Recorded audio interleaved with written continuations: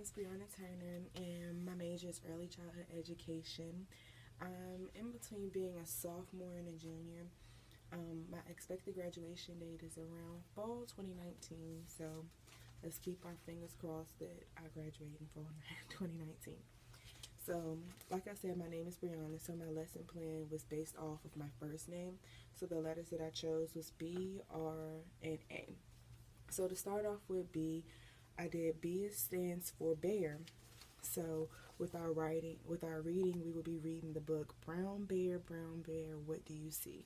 So I chose this book because it's a book that was familiar to me. It's something that I remember seeing when I was a child. So I know that I was interested and I wanted to get involved with what was being read to me. So this is why I chose the book Brown Bear, What Do You See?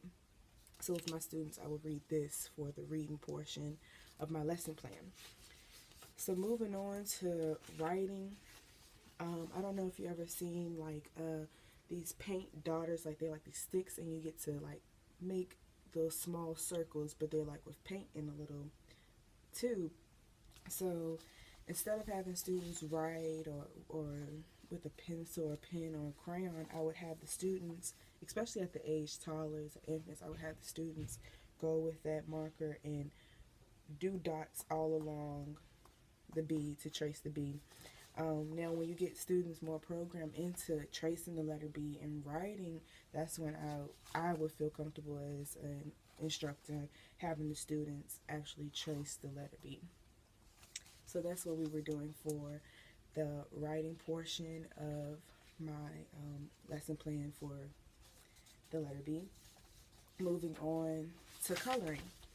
I've noticed that every child loves coloring. It doesn't matter if it's on construction paper, if it's with chalk outside on the sidewalk, if it's scribbling on your piece of paper while you turned your head for a second. Kids love drawing, coloring, anything with arts. They love it. So for the arts, I would print out the letter B really big and have students color the letter B whatever color they want, whatever patterns, whatever designs, really get kids involved in learning the letter B, what B stands for, like for B stands for B, and just really getting creative and doing their own thing when it comes to the art part of the letter B. So for math, what I was doing for math is taking a flashcard, and on each flashcard you might have one dot, 1 to 10. I was going to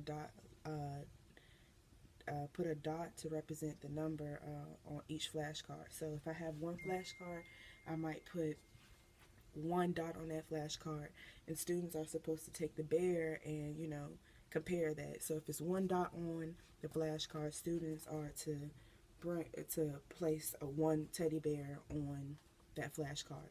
So if it has two dots or three dots, the student should be able to realize that and count, especially with my assistants, along with my assistants, be able to notice that if the flashcard has two dots on it, place two bears on it, or if it has three, place three bears on it. So that's the math portion of that lesson for that day and for the letter B. So moving along to another letter that I chose the letter A. So A in my lesson plan stands for alligator. So for our reading portion, we will be reading There's an Alligator Under My Bed. So I remember seeing this book, but I'm not really familiar with what's the storyline going on, but I know it really gets kids excited and really gets kids going. So that's the book for that day for reading part of that lesson.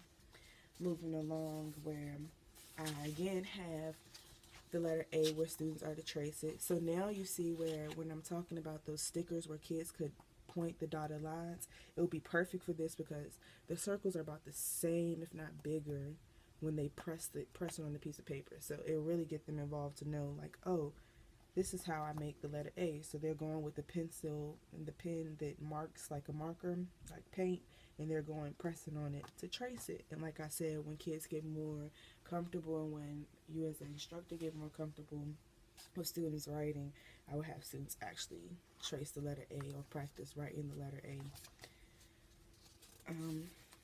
moving along to the art portion, I really felt like this was really cool and this was very entertaining, is that we would make a paper plate alligator. So the art portion really is going to tie into the math portion, because with the teeth, for each student I would put a different number of teeth. So when we're going over the math portion, we'll get to that, you understand. Um, but yeah, this is really cool. You just take a paper plate, cut it in half. If you can see, there's like a little dot where you keep it together. You have the eyes to make the tongue. And I think kids really like that and think it's really cool to hang up around the classroom. Then eventually they can take home for their parents for artwork.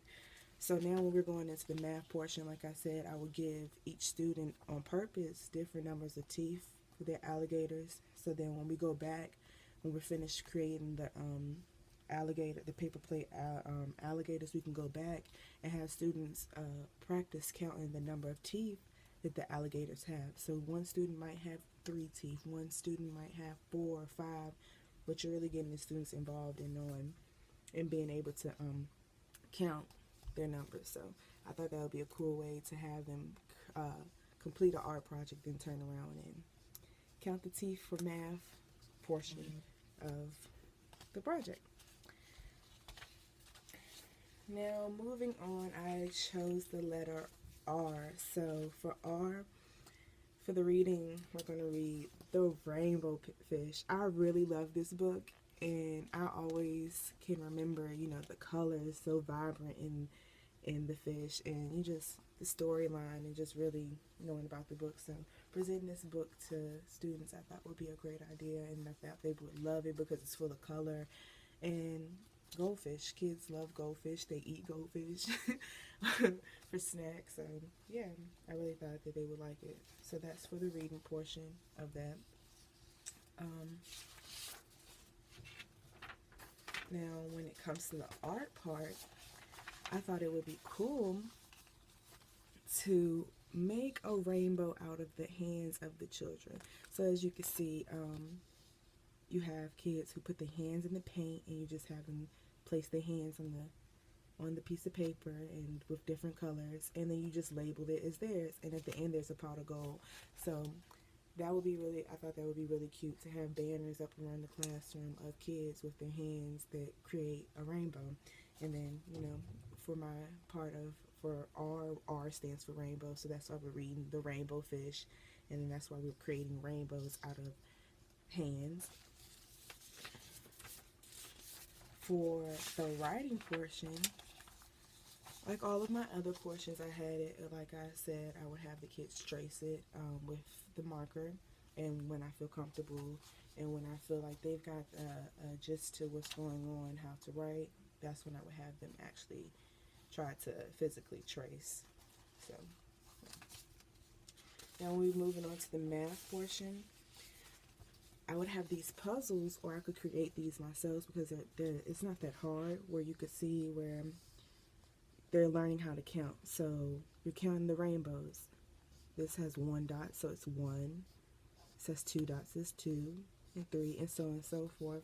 So I could really have these flashcards out for students, and I could practice, like, okay, this rainbow has how many dots? 1 or 2, and you get the hang of what I'm trying to say. So this is my project, and I hope you guys enjoyed it, and I hope you think that it was creative and filled with time and love and effort, because I really put this in, and I really enjoy creating lessons like this and creating projects and plans for kids to get involved with, every sense, with every skill they have, and just really seeing what all kids have to offer, how quick they catch on, and how much they enjoy the fact that you are giving them lessons to create, so lessons to complete. So I really hope you guys enjoyed it, and this is my project. Have a great one.